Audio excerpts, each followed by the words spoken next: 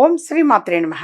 ఇప్పుడు తెలియజేసే అంశము, మరి ఈ రాశి వారికి యథార్థంగా ఈ నెల ఆర్థిక లావాదేవీలు అనేవి అన్నీ కూడా అనుకూలంగా ఉంటాయి.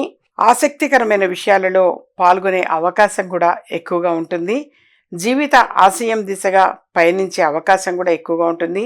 అలాగే రాజకీయ నాయకులు కూడా ఇబ్బందులని అధిగమించే అవకాశం ఎక్కువగా ఉంటుంది. వీళ్ళల్లో కొంతమందికి ఉద్యోగం చేస్తున్నటువంటి వారికి ఉద్యోగ చలనములు అనేటువంటివి, వృత్తి ఉద్యోగ వ్యాపారాలందు ధన ఆదాయము, సొంత విషయాలందు ఆలోచనలతో కొంచెం మెలగడము అనేది చాలా చాలా మంచిది. ఓన్లీ శనివారాలు మాత్రము జమ్మి ఆకులతో శనికి పూజలు చేసి నువ్వులు దానం ఇవ్వటము అనేటువంటిది మాత్రం చాలా చాలా మంచిది. దీని వలన దరిద్రం తొలగిపోయే అవకాశం కూడా ఎక్కువగా ఉంటుంది. శివుడికి అభిషేకం చేయించటము అనేది కూడా ఉత్తమము. విద్యార్థినులకు కూడా ఎంతో అనుకూలమైనటువంటి మాసం ఈ మాసము.